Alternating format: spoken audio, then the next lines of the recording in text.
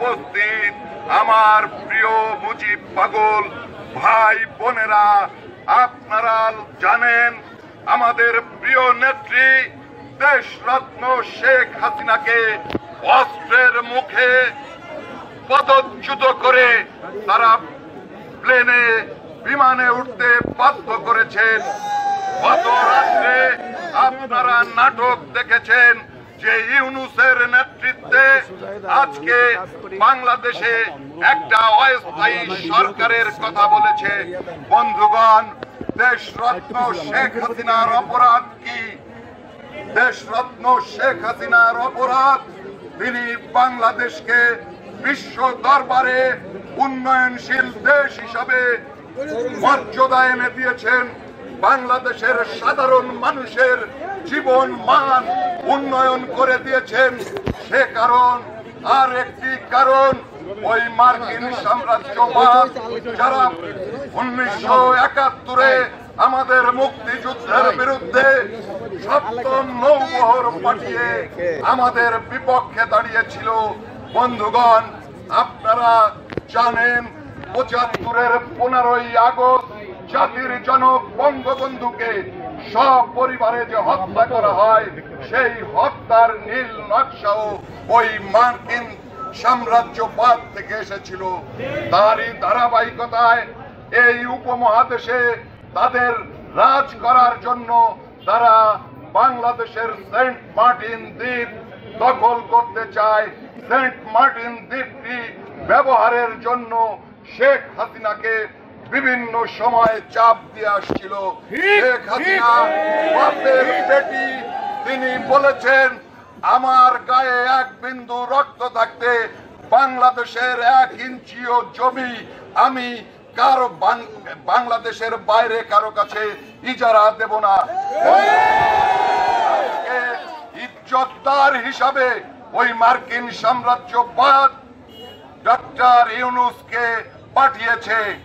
আজকে বাংলাদেশকে বিক্রি করার জন্য যে অপচেষ্টা চালাচ্ছে, আমরা বঙ্গবন্ধুর সৈনিক, আমরা শেখ হাসিনার সৈনিক, আমরা কোন অবস্থায় ওই নীল নকশা বাস্তবায়ন হতে দেব না।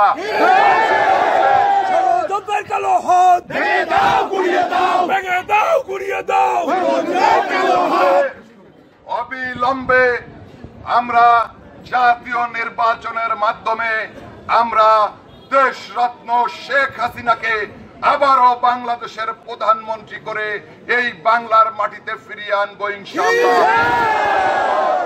আমাদের কর্মসূচি ঘোষণা করবেন গোপালগঞ্জ জেলা আওয়ামী লীগের সভাপতি। আর সচেতন মানুষের উদ্দেশ্যে একটা কথা বলতে চাই যে আপনারা জানেন বাংলাদেশের একটি সংবিধান আছে। বাংলাদেশের জাতীয় সংসদ ভেঙে দিয়েছেন। বাংলাদেশের সংবিধানে তত্ত্বাবধায়ক সরকার, ওই উপদেষ্টা পরিষদের সরকারের কোনো স্থান নেই। বন্ধুগণ, আমাদের সংবিধান বাতিল হয় নাই। সংবিধান বাতিল না করে আজকে যে ইউনূস শপথ নিয়েছে, আইনের চোখে যা সম্পূর্ণ অবৈধ। এই দুর্বার গণ আন্দোলন গড়ে তুলবেন। জয় বাংলা, জয় বঙ্গবন্ধু। এবার আপনাদের সামনে আগামী দিনের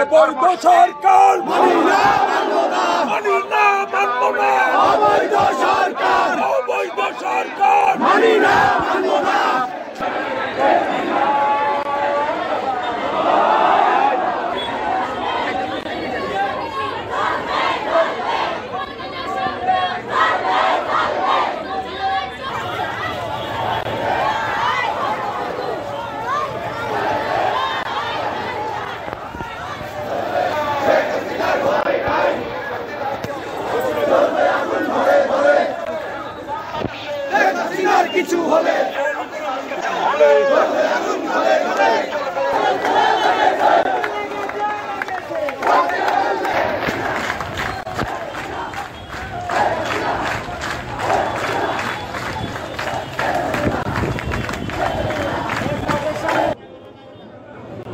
আমরা বঙ্গবন্ধুর খবর যে শপথ করেছি, আমরা আমাদের প্রিয় নেত্রী বঙ্গবন্ধু কন্যা জননেত্রী শেখ হাসিনাকে বাংলার মাটিতে না আনা পর্যন্ত কেউ ঘরে ফিরে যাবো না।